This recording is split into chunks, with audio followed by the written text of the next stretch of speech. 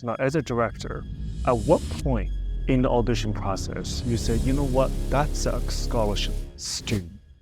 My job before The Rock, I was the director of Boston Ballet too, and I will start writing little numbers down in pliés. At plie, okay, what are the qualities that you're looking for, and what are the qualities that they should focus on besides working hard? You're dancing, this is a gift, focus everything you have on this right now. You have to have passion, commitment, and discipline. If you have those things, miracles can happen. Whatever you're doing, I mean, whether you're waiting tables, whether you're a barista in Starbucks, if you do your job with passion and determination and clarity, one thing does lead to the next, and it's a way to live your life. If you live with excellence, things get better. And so it doesn't even matter if you're going to be a professional dancer or not. You should, if you're doing this, you should do it as if. Just do it. Like, just life is fair, but it isn't always on the timeline that we anticipate. So sometimes the timeline can be faster or slower, but if you keep at it with consistency and professionalism and determination, it will come. How can they be ready when the opportunities? I think that when you're climbing the ladder in any field, in the beginning, don't say no.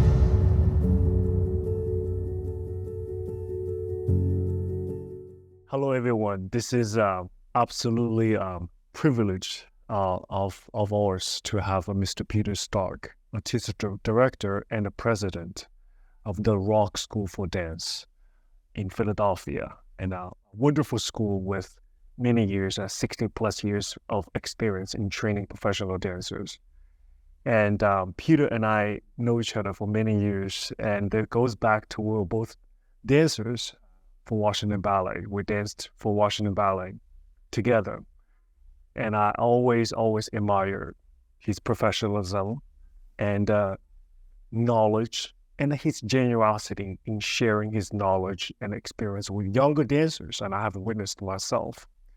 Now he's a famed educator, mentor, which is no surprise to me at all. He's doing so well. And he has been artistic director and president with the Rock School for Dance. How many years now? Just coming up on my second anniversary. Second anniversary. He's doing a tremendous job with the school, and we have seen his students in the international stage, in big companies, in the professional companies, thriving and doing so well in the competitions. So, and particularly today, why he's here is that he's here in Washington, D.C., suburb of Maryland, to conduct his summer intensive audition for this summer intensive coming up 2024. And I thought that this could be a really wonderful experience for us just to have this an hour to chat. Great. About what he's looking for. Yes, what is he's auditioning, he's looking at. Today he will have 60 plus students. He will have rejections and he will acceptance, and of course he will award some students scholarships. So, you know, this is interesting season, and almost I think it's a phenomenon with many students are auditioning for summer intensive. So I believe that auditioning itself will become a thing to do, just because.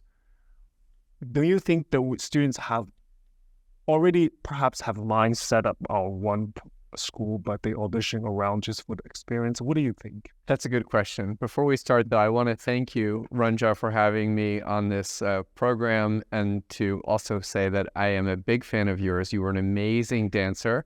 I was always hoping to be as good as you. And, you know, if you don't follow your Instagram, really you should, because even as an educator, I look and I think, what does Runqiao say about pirouettes? What does Runqiao say about tendus? And I'm constantly learning. So you really put out a lot of wonderful information to support our field. And it's great that we can share information that way. You know, I'm not sure what the mindset is, to answer your question, for a young person coming to an audition. I think that many have about 3 sort of top choices that they may be considering. I know that with my own students, I encourage them to audition for at least 3 places, and then to kind of field the offers. I think one of the things that I try to tell my students is that you're picking a school, they're not just picking you. So, you know, sometimes somebody gives you a partial or a full scholarship, and that may be incentive to attend that program. But sometimes a dancer just may feel a connection with the teacher and feel like, wow, I really like this class. I feel like I can learn something. So there's all kinds of different reasons why a dancer would choose a program. I certainly hope that kids that go to a program would consider an offer if it comes their way. That's a really great point. And I want to ask you, you're talking about the scholarships. Now, as a director, at what point in the audition process you say, you know what, that's a scholarship student? You know, that moment you look at a student, at what point and what she or he does? I give too many scholarships because I get excited about talent. Yes. When after my first year I did the budget for the rock school, I told my predecessor, Bo Spazoff, who really was also just an amazing teacher and a mentor and, had trained many, many great dancers. I told him how much I had budgeted for scholarships. And he said, whoa. He said, you might want to hold back. But it's hard when you see talent, you want to work with it. So I'm pretty impulsive, actually. I will start writing little numbers down in pliés as I go around the room. And I try to give both partial scholarships and full scholarships. Many of the partial scholarships are really just letting the dancer know that I'm interested, that I really want to work with them. In general, for the summer, most scholarships are merit-based because you're using it as a recruitment tool. During the year, it's oftentimes a combination of merit and need because we have students with a lot of need and then there's students with not a lot of need. And I would encourage parents, if you're able to pay because we're all struggling to make budget. And there's, in every not-for-profit, no matter how big you are in America, you need more money. So if people can pay, it certainly helps us greatly. Now, I want everybody to pay attention. Mr. Stark said at plie, okay? Probably that will be the first or second combination. At plie, he's already noticing and taking notes for particular students. Now, my question is, what she or he did in that plie makes you think that way? One of my main mentors was a star dancer named Fernando Bajones. And I remember once he was auditioning a dancer and he said, that's my next principal. It was a Japanese dancer named Chiaka Yakasawa. And I said, how do you know? And he said, it was the way she was putting on her pointe shoes. Yeah, that there's a carriage of professionalism and determination and presence. And you can feel it. You can feel it in a dancer, just the way they carry themselves. And it's not something that you can fake. It's something that is learned through, going to the studio every day and repeating these same exercises. Daily practice, consistency. Not something you can just turn it on. Not something you said, you know what, I'm gonna be an audition person. I'm gonna go get the scholarship. So it is not always about the turnout, the foot, the port de bras. Of course, that's essential. But what Mr. Stark just talked about is the way they carry themselves, is the way the determination, the focus level. We call it generally the X factor. That's not something that you can fake it. Yes, so this is something I think is daily practice. Well, and you were a great dancer. I meant that compliment. And you were a versatile dancer because you could do balancing and you could do classical work. And I feel like, I'm in support of competition. I think competition has democratized America. I think it has great opportunities. It's a great motivator for young dancers. However, we have to prioritize class equal to that because as a professional dancer, every day you take class and every day you're assessed in class. You can be a principal dancer with a major company and you are still auditioning to do Juliet or Franz or whatever the next ballet is. And those decisions are made by watching class. And also the way your body maintains itself is through class. So, really class to me is where it begins and ends. Beautiful. I couldn't agree with you more. And I want to also ask you a question. Those students that you had a really good feel to it, your intuition, and you feel that this student has a the talent, the gift, the work ethic, the everything. You wanted to give scholarship to someone is so good that you want to give a full scholarship. Those students, now you know very well other school want them too, right? Now, can you describe us a little bit what makes the Rock School stand out for them to choose you over other offers? That's a great question. I do feel like it's a match. I feel like the students, to your point, are choosing the organization as much as the organization is choosing the students. And I always tell my students that, this is a two-way street. You're not just auditioning, you're also assessing. So I tried to make a personal connection, oftentimes even just calling somebody at the end of the class saying, hey, I'm really interested. I'd love for you to come to the Rock School. Giving a specific, when you hold an audition, it's a bit like a master class. You're kind of throwing out general information and seeing who picks up on it. But if I see someone exceptional, I might give an individual correction and to see if they've applied it. And I'll even make a note of that, applied to it. Or even I'll give a general correction and I see somebody doing it and I'll make a note, listens. That's one of my little notes, listens, meaning they're taking a general correction personally and applying it. So those kinds of things, I think, make a dancer stand out. In terms of what makes the Rock School unique, I think that, you mentioned we have been in business for 60 years. So there's, an incredible team, administrative team, teaching team. We have on-site academics. We have an on-site dormitory. We have an on-site cafe. So we have the ability to take care of the whole child as they are, completing grade school. And we have performing opportunities with a fully professional Nutcracker production in downtown Philadelphia on Broad Street, which is our main avenue of the arts. It's actually called the Avenue of the Arts in Philadelphia. And then competitions so that they get one-on-one opportunities to get coaching and to use those competition opportunities to jumpstart their careers. And of course, there's many famous dancers from the Rock School, Derek Dunn, Becky Ann Sis, Christine Shevchenko, who are Isaac and Esteban Hernandez, who are star dancers, principals in America's largest companies and the world's largest companies. It's to me, it's a comprehensive training, not just one-dimensional development for a dancer, but you're training a next generation of people. Young people. We're educators first, and then we're dance teachers next. We also have on-site physical therapy and we have on-site counseling because there's a lot of emotional issues that come up with young dancers, especially when they're living away from home. Yes. Speaking of a comprehensive training, Peter, I remember one day there was a dance magazine. And I opened up, there was a half-page ad of Next Generation Ballet. You remember that, it was a big building.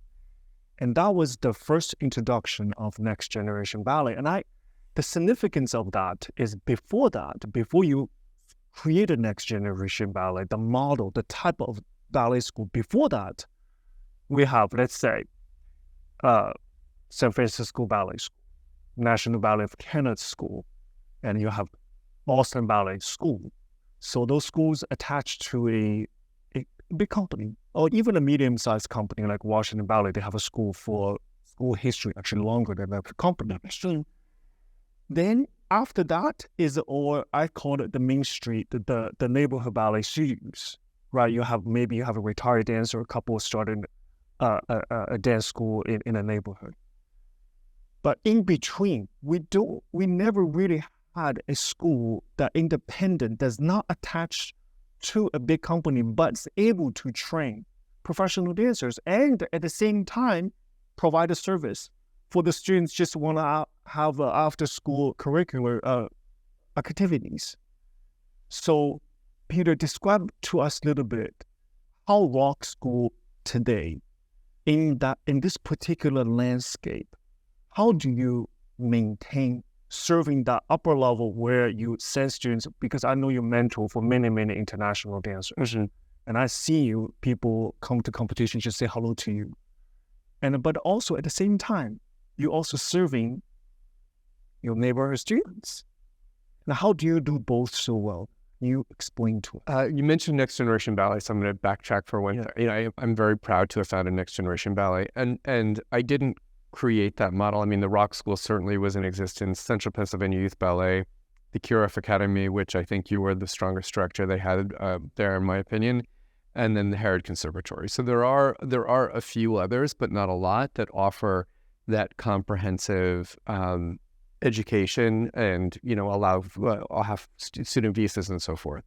But the list gets smaller when you add the elements that we talked about before, when you're talking about dormitory, on-site cafe, on-site academics, and then also comprehensive scholarships. So we offer at the Rock School $1.2 million annually in scholarships. And when I referenced, my predecessor, Bo Spazoff, he usually kept that number to about 800,000. So coming out of COVID, we added about $400,000 in annual scholarships. It is. But at the same time, we are a neighborhood school. We're in South Philly. And we have one of the largest and oldest outreach programs, Rock Reach, that is now coming up on a 25-year anniversary. And through Rock Reach, we're actually in 11 schools and 28 classrooms, serving 4,000 students annually with free dance and drumming classes. So really what we're trying to do with that is expose public school kids to dance and music, because as you know, you're a dad, in public schools in America, the first thing they're cutting are the arts. And when you get to inner cities like Philadelphia is, a working class city, and these schools don't have access to that, and the Rock School provides that. So there's a lot of things going on at one place, and we have a lot of different kinds of educators coming together, but we all support each other. So by the more that the organization does, then your administrative team grows, your educational team grows, the kind of teacher trainings you have can expand, because the teacher trainings now, we're not just talking about how to do pirouette, en dehors, and en dedans, but we're talking about, what is the psychology and the physical development of a 12-year-old versus a 15-year-old, and on and on. I wanted to touch base on a little bit of a specifics. You and I both ballet teachers. I mean, you teach, and you teach every day, and I teach every day. And beyond a leadership role, we're ballet teachers. That's actually my first passion. Yes. That comes first for me, believe it or not. Yeah. We're educators. We see things every day, and certainly students today are quite different, let's put it this way, than you and I studied ballet, or you and I were dancing. Yeah. Give our audience a little bit of your advice, your tips, and your suggestions for today's young students, ballet students, how they do well in terms of daily practice and audition like this afternoon is about to happen, or participating in competition. What can they do? What are the qualities that you're looking for? And what are the qualities that they should focus on besides working hard, their fifth position, their turns and jumps? It's a great question. You started this question talking about that you and I are both teachers. And actually, when I moved into education, one of the people that I really looked up to was a teacher named Marcia Dale Weary, who founded Central Pennsylvania Youth Ballet. And there were many star dancers that came out of that school.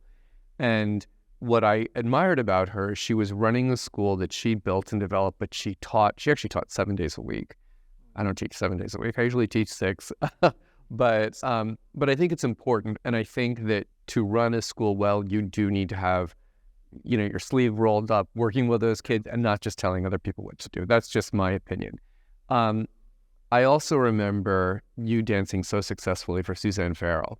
And I had a conversation with Suzanne Farrell during the first time, which I think because you took a hiatus. Yeah. So the first time she came and worked with Washington Ballet along with her Suzanne Farrell project at the Kennedy Center. At that point, I was getting up into my upper 20s, early 30s. And I said to her something about I'm trying to think about, what my next steps are and this and that. And I don't remember exactly how she said it, but the message was, you're dancing. This is a gift. Focus everything you have on this right now. When it's time to do something else, you can do it. You're distracting yourself. And I don't remember her exact words, but I remember the sentiment. And the way I interpret that was you have to have passion, commitment, and discipline. And I feel like, if you have those things, miracles can happen. Passion, you have to have commitment and discipline. Yeah. Right. So those three things, I think it not only applied to ballet dancers, and applied to ourselves. Absolutely. That's why a lot of former dancers that we know are successful, because you learn to do one thing well, and then you learn to do sort of anything. And I want to add it to that, because these three things added together to a quality I feel is interesting. It's consistency. Yeah. Right. So you and I are ballet dancers in a company together. Now, we always know that in the ballet companies, you have those star dancers, they give a fantastic performance. They kind of off, for about 6 weeks. Not anybody's fault, either injured or something wrong, they off. Every ballet company have a dancer like that. And I think the company, now we're in the leadership role, and consistency is a quality that we're looking for. Absolutely. Accountability, somebody that we can count on, somebody's always there, somebody who shows up to class all the time, never miss the class, be a good student, listen to your teachers. Are those qualities still in your part of vision of a good student? 100%. So my job before The Rock, I was the director of Boston Ballet too. And I actually think if you were to come in to watch Boston Ballet Company class, which is an outstanding company in America, and you didn't know who was who, it would be hard to tell who the principals were and who the corps de ballet was. There's not actually a lot of technical or physical difference in the dancers from the corps to the principals. However, when you watch consistent performances, the soloists and the principals can pull it out when needed. They don't make mistakes. They don't put their hand down. And they know how to manage their body when they have a cold, when they're tired. Because, every day you feel a little bit different. Today's the day I have to stretch more. Today's the day I got to get my cardio up. But it's, again, going back to class. The other thing I taught company class once or twice a week for almost 7 years. And the principals came basically in a dress code, no plastic, no leg warmers, this and that. And they took full class from beginning to end. It was all of the others that would, come in and out, and you can see it when you're teaching a company class. They would do bar, they would leave for a combination they didn't like, they come back, and I get it because, one day your Achilles hurts, we have this much rehearsal, you have that much rehearsal. But the principals were just so incredibly consistent in their work ethic. And I really think that to, number one, get a job, and then number two, to get out of the corps de ballet, that's more than anything is consistency. To that, I want to tell a story. Beautiful dancer, and then Catherine Bachman now is a soloist, so I'm sure she's going to be promoted soon to principal, San Francisco Ballet. I taught Washington Ballet for a period of time, once a week, in class. At that time, the mask was still required. Oh, yeah. So the first time I taught that company class, I went in, I taught the plie and this now. I'm comfortable to say within first 5 minutes, I know there's someone special on my right there. That was Catherine. In mask, we have warm-ups and stuff. It was like a second or third combination. Sure. And how do I know it? I knew that's someone special right away, like within 10 minutes of a company class. In mask, in baggy pants, everything. It's the dialogue. I told her later on, it's a dialogue. Because when I give the combination, she's looking at me. And when I give a correction to other people, she nods her head. It's the concentration, it's the focus, it's the determination, it's the details, everything. And I know that was someone special right away. So I think, Peter, that's something you're talking about. And there's a reason why they're principal dancers. There's a reason why, we talk about X factor cannot be taught. And I think from young age, it can be taught. I agree. Through the exchange like this, for you to share this with us, that, it is not the fancy leotard. It is not I get my head leg up to here when my supporting leg is in a funky position. It is not, getting so active in social media at such a young age. But it is good old art. That's it. And to bring my mentor, Fernando Bajones, back into it again, he was such a generous and open person with a great sense of humor. He loved to laugh. He loved to smile. He'd get so sweaty in class. He always had a towel around his neck teaching. But the one time he got mad, if you were dancing and did not finish, he would get so angry because he said, that's going to happen on stage. Your turn is going to be up. How are you going to get out of it? How are you going to finish? You have to finish your work, every combination. And again, it's a muscle memory through repetition. Those mistakes is gonna happen. Absolutely. If you don't careful with it in everyday practice. And segue to that. Now, one of the things that I think we talk about the qualities, and I think it's important to mention, what are the things that you absolutely shouldn't do? It's important for them to know it, because there's a lot of things that we as a ballet teachers talk about among ourselves. I wish he didn't do that. I wish we didn't see the student do that. But I think today, I want to go there. I wanted to for us to be. I mean, there's a list. I'll go to the big things. I think number one, an audition is a job interview, and a job interview just formally. When I had 5 interviews for my current position at the Rock School, and 4 of them were on Zoom. For every interview, I wore a suit and tie on Zoom. I was in my living room because it was, during COVID when this was happening, but I still put on a tie. Do I wear a tie daily to work? I do not. So dancers need to come to an audition clean. I will tell you, when we did Boston Ballet auditions, Mikko Nisanen, the director, there were a few times where dancers would come into an accompany audition and they started the class in socks. And I understand that professional dancers do that for a variety of reasons, but not in an audition setting. He would say, why are they in socks? Are they going to what are we, this is a ballet company. Yes, Bill Forsyth is a choreographer. They do work in socks. They do work barefoot, but ballet class should be in ballet slippers. So I think they need to dress formally. Don't talk.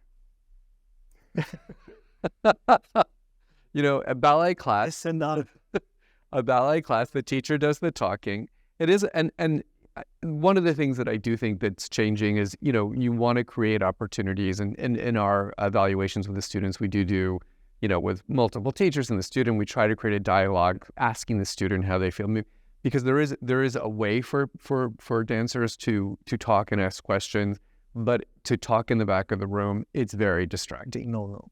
Yeah. I mean, you can ask questions, raise your hand. I certainly think that's encouraged, but not talking. And add to that, and then a couple of things. I kind of say one more thing, though. Please. Don't add beats and petit allegro. Do what teacher said. Do the combination. Yeah. Just do the combination. It's amazing how many times, especially in audition, it can be very simple. Glissada, semblé, hold, glissada, and then they're adding a beat, and I didn't show a beat. But it's just because you can do it harder you're not doing what the teacher asked. Yes. The ability to follow the instruction. Absolutely. Right? The ability to make the correction, obtain the correction. And then, it would be really beautiful for me is I give the correction, let's say, for the first group. The second group, I see a student there, took the correction. Yeah. For simple things. Now, there is I personally think that, when we talk about students today, we talk about individuality. We talk about the right of expression. I love that. I love training students have their own personal identity, and that's important. But also it's very important in a group setting, you play the role.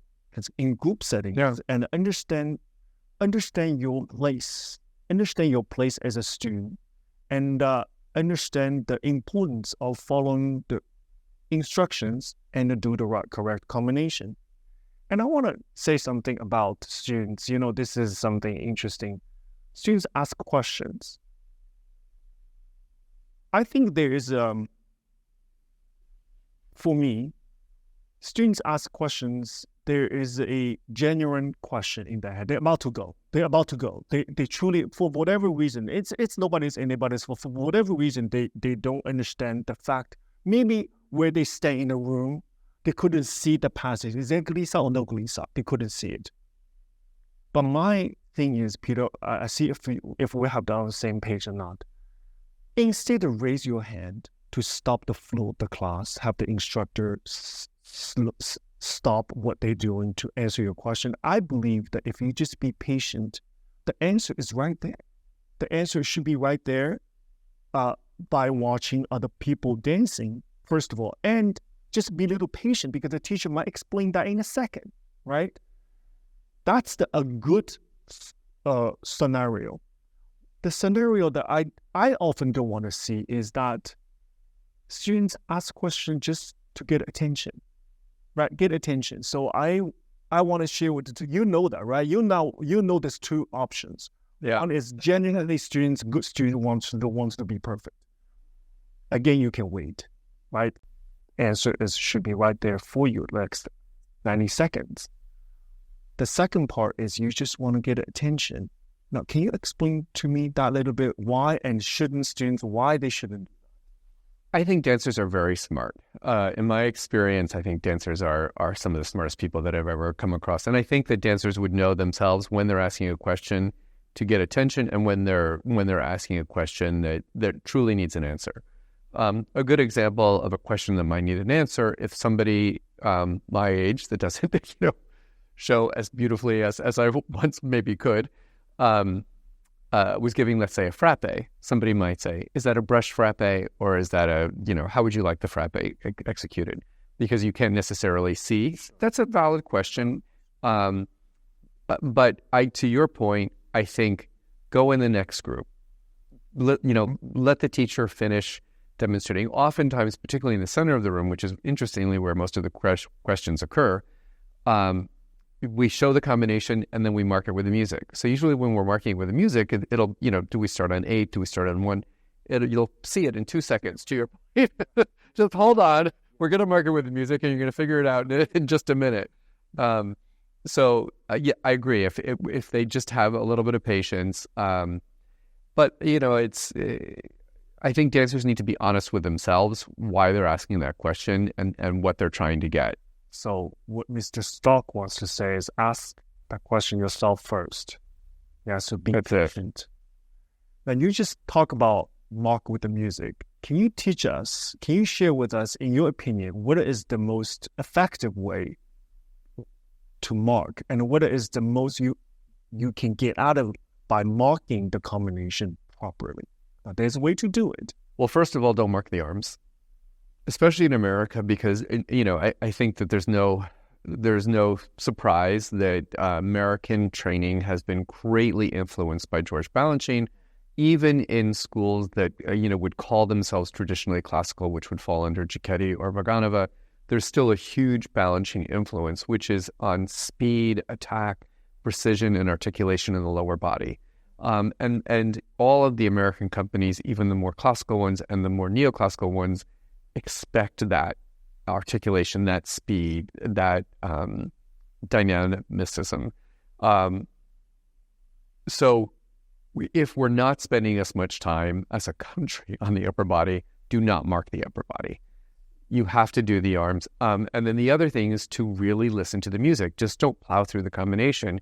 Really listen to the music. I will say, interestingly, teaching company class, there were times where I would give the combination to a musicality that made sense to me. And then I would actually watch the dancers and be like, oh, actually, going back to should we start on 8 or should we start on 1? They would start on 1 count off and it would make so much more sense what they were doing. So even as a teacher, I'm constantly mindful of the music. Another thing about the rock school is we have live music. We're sitting here at Maryland Youth Ballet, another very fine school, and they have live music. I know that not everybody can have live music, and fortunately, thanks to technology, there are amazing recordings that we can all dance to. But whether you're dancing to a recording, and especially if you're dancing to live music, listen. Listen to music. Don't lock your upper body, your arms. Yeah. Yes, so students have to remember that. In order for the marking process to be truly effective, you cannot lock the musicality and arms. I wanted to, this is something I'm sure there's a lot of teachers, administrators also watching this. Peter, you and I met a couple of times after you became director of a rock school, and I asked you how you're doing in terms of animal work with your, of course, we're teachers, right? I remember I used to just go teach a class. I felt like that's where I found my, the foundation, and I found my actual purpose. It's almost like a therapy for me to go to teach, because otherwise you will be buried in the emails. But you're a very organized and disciplined person. But having that said, can you share with all teachers or administrators out there, how do you balance both, keep that fire, keep that passion as a for all form and as mentor to others, and also keep your paperwork in check? Well, number one, I'll say that when I took the job at the Strauss Center for the Performing Arts, where Next Generation Ballet lives, the woman who created the Strauss Center, is a woman named Judy Lisi. She's retired recently. And what she did with that organization is remarkable. And Judy would say, you live and die by your budget. So number one, you have to, and a budget is a guess, but you have to make a really good guess. And then you have to touch base with that budget regularly. And there's just different people use different acronyms. I would use PYE, which is projected year end. So I constantly ask my team, what's the PYE? What's the PYE? And then within the year, you're making adjustments that you can spend more or less to end up on budget. Because at the end of the day, if you don't end up on budget, you're not doing your job. So that's number one, I think. Number two, I would say, is empower your team members. I think that a lot of subordinate team members are unhappy when they are not given autonomy. So as a boss, to say to somebody, this is your project, to do it. And I will say Mikko Nissanen was very generous with me in that way when I was director of Boston Ballet 2. When I did the Boston Ballet 2 show, he was like, here's your budget, it's your show. Do it. And I would ask him, how about this piece? How about that? But he let me do it. And I feel like in general, people are happy when they're given a big project and they can figure out how to get. You're not micromanaging. You're letting them get to A to Z on their own, but the result has to occur. I like the diversity of task, but I will say I do work a lot of long hours. You're a dad. I am not. And I do think that also matters. I think, I work, as I said, I usually work 6 days a week. I usually work, very long days. I like it. But, I also believe in work-life balance as I've aged, the importance of vacations, even with the kids. One of the things that, your kids will say to me, I want to do the winter intensive. I want to do this. I'm like, you need to take some time off. You need to take time off for your body and your mind, both. So I do think the value of taking time off matters when you're working very hard managing something that's taking a lot of your time. Work-life balance. And I never forget, just 3 weeks ago, I wrote Peter an email and he replied at 6:15 in the morning. Talk to people, to CC on everything. It's a quality for everybody. We sitting here talking. This is not just one day. I'd be excellent. Right? Exactly. This is many days into it. Now, we both retired from a professional dancer, literally directly next day into teaching us. I did. I went to university, and then you went to Orlando Ballet. Orlando Ballet. Yeah, I was the director of Orlando Ballet for a decade. Yeah, wonderful school. This is really for the current dancers. There's many dancers watching this. Now, how can they prepare themselves? Okay, Suzanne Farrell said to you, one day when it happens, you know it. But I think there is a true transition from a professional ballet dancer mindset to a administrator. It's a different priority. It's a different posturing. Let me put it this way, different posturing. And how can they be ready when the opportunities comes? When somebody, you write an email, I'm a headhunter of a school. I'm looking at this, you could be option. What can they do to prepare themselves? You say you wore a suit. That's right. right? So One thing, that's one small thing. Yeah. but this is important. This is all fine little details, just like a dancing, same thing. So how can they? Well, number one, I think that when you're climbing the ladder in any field, whether you're dancing, whether you're an administrator, whether you're a teacher, in the beginning, don't say no. So I said yes to a lot of things. And actually, you and I were dancing together at Washington, and then you went back to China for a period. And Mary Day asked me to teach a little boys class. And I had never taught before. That was the first class I ever taught. And so I said, sure, I'll teach it. And then about a month later, she came into my class and, it sat there. Remember, no, this is all wrong. I taught that class, and I had my speech to me too. And she just took over my class. And I remember feeling like so overwhelmed, like this woman just took over my class. But then she gave it back to me again. But, it's like you can't have an ego when you're learning something new. You have to say yes.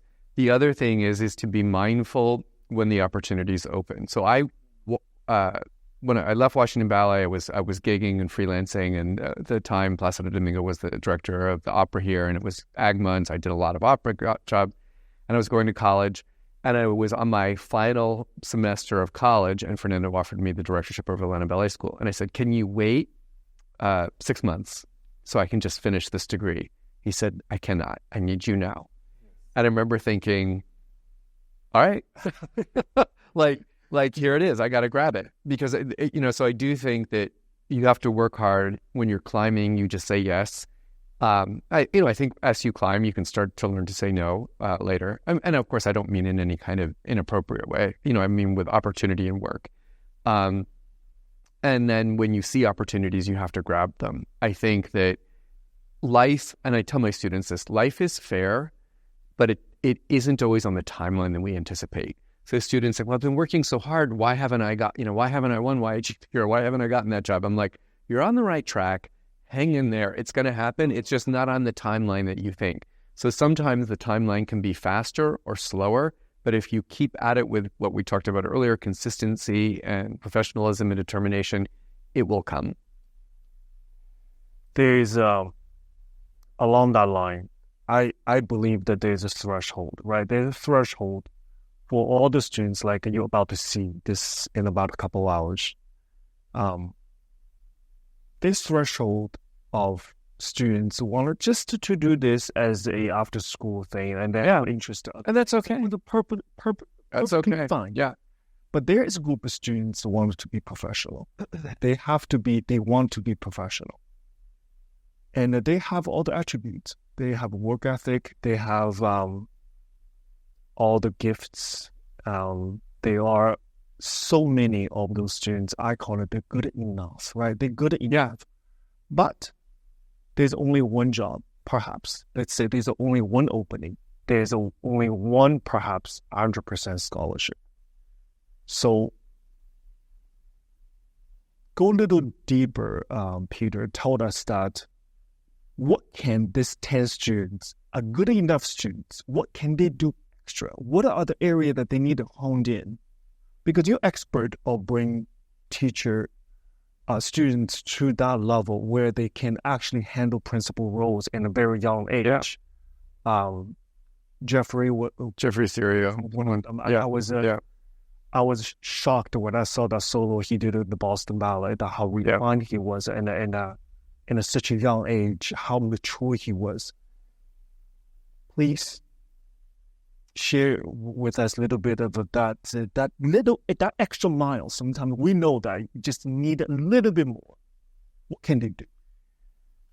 It's interesting. I go back to my mentor, Fernando. And when he was a company director, and I wish that he was able to, he died very young of cancer at age 50. I think he would have been a great director of a company like UBT or San Francisco at one point. He just hadn't been there. But interestingly, I mean, going back to what we were talking about earlier, Mika Nissen, who's the director of Boston Ballet, he was director of Alberta Ballet. So he went from a smaller company to a larger. So again, it's having patience to work through the process, just the way we do in ballet class, just as the way we do as students, and being patient with the process. But I do remember when I asked Fernando's dancers were very diverse in height and size and weight and everything. And I said, what are you looking for? and he would just point to his heart. When you see and I even said, like, what do you mean, Fernando, pointing to your heart? He said, the eye of the tiger was his expression. You see the desire, the drive, the want. And interestingly, because you talked about students that don't want to do it professionally, that's okay too. But to me, going back to what I was talking about with Suzanne Farrell, whatever you're doing, I mean, whether you're waiting tables, whether you're a barista in Starbucks, if you do your job with passion and determination and clarity, one thing does lead to the next. And it's a way to live your life. It's like brushing your teeth every morning, or making your bed in the morning, or, combing your hair. If you live with excellence, things get better. And so it doesn't even matter if you're going to be a professional dancer or not. You should, if you're doing this, you should do it as if. And you're going to be excellent in some areas if you have this kind of attitude to approach to generalize things, not just for one thing. So it is not just ballet; it's everything else surrounding your professional practice. Yeah. And I want to add a little bit of that is that school, you work in company and schools, and you see very well this student's going to make it, not just 1 year, but she's going to or he's going to make it in this field. And we have to have, and also the company director who is conducting auditioning to looking for the dancers, that they have to have the visualization of you being in that company. You have to invoke this kind of imagination for that person to be in your care, to do those roles, to be specifically. So it is a not just a job where we come back to, not just a job where you can do the turns. Of course, that's also important. But it is your overall practice and consistent. When you're saying this, I'm going back to what we were talking about earlier about asking questions. Having sat with a lot of artistic directors in company auditions, from Fernando to Bruce Marks to Mika Nissanen, the big thing you hear is, will this person fit in? Because job one is to fit in, to be a member of the team, to be in the corps de ballet. Then later comes the Aurora solo and this and the thing. But can you be a positive member of that community? Because it is a community of people that are creating art. It's like a chorus. And when you hear a beautiful chorus, you don't want to hear the soprano above it. You want the soprano sound to be mixed with all the other voices in that section. And similarly, in a ballet company, you're dancing as a cohesive whole, and you need a positive environment because it's hard work. You're sweating together, you're lifting each other, you're working with each other, you're covering each other. You get injured, I jump in. I get injured, you jump in. So learning how to be a member of a team and learning how to fit in it is essential. To be a positive contributor to a community. And each company has its own DNA, I believe. For example, Washington Ballet, interestingly, it doesn't matter who's the director, but when you go in, there is a similarity in feelings. Absolutely. It's passed along with many people, generations of somehow putting their energy and their love into the space. That's something invisible. It is there. So the fit in that Peter is talking about is that whoever in charge, they somehow have to honor that. Right. They have to protect that. They have to preserve that. Somehow it's their job to bring that to another level with its own characteristic. And I'll jump in with one other word of advice. I think that, we all know we have Bournonville, Giacchetti, Marganova, Balanchine. Every artistic director has some unusual, quirky thing that they like. All of them that I've ever worked with, it's like, never heard that before. I've never heard that with this. Just do it. Just because at the end of the day, it's only ballet and it's subjective. But somebody has to be in charge to say, it's like the conductor of the orchestra, that they're saying, when the trumpet comes in, or they're dictating the tempo of the piece. Beethoven's Fifth, there's a lot of different ways, that you can interpret that, slow, fast, this and that. But you have to follow the leader. And at the end of the day, all of these leaders have and tune into the leader so that you can, again, fit in and be successful. Don't fight and be like, well, my teacher told me to do it this way. Well, because I'll say, forget what I say. At the end of the day, you have to move to the next teacher and the next and the next. Follow the leader. Right. Yes, and be a team member. This is really great, Peter. Without going too long, I mean, we can talk about this forever. Should probably Going to that's it, but yeah. yes, yeah. I want to just do one last thing that, and I think we talked about this before. Summer intensive students are, in ways, the parents are shopping for the fall. Absolutely, the fall. Yeah. So, Rock School, we know that having its own dormitory, having its own organized professional team, not just, let's say, school does not have year-round dormitory, but let's say renting a university dormitory, nothing wrong with that. It's fine. But school, like a year-round school, they have their own cafeteria, they have their own psychologist, the counselor, library, their own academic courses. That comprehensive structure allowed them to have a more organized summer intensive experience. And I think this is something that parents, when they consider where the children go for the fall, and I think this is something that they needed to take in consideration. Well, I totally agree with you. And another thing that the Rock School does, which is unique, is that we offer from 1 to 8 weeks, and we do it for this very reason. It's much easier to say, this is our program, take it or leave it, because you have one check-in, you have one check-out, everybody's having the same experience.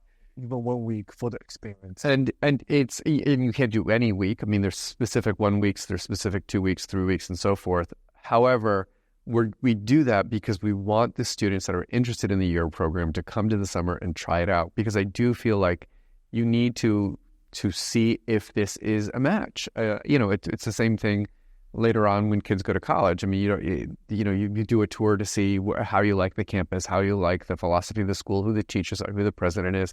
So we want prospective students to come to the summer because it's a great opportunity to just try it out before you make the commitment to join our just having time. It's very rare actually to have. Normally they have 3 weeks, let's say. Right.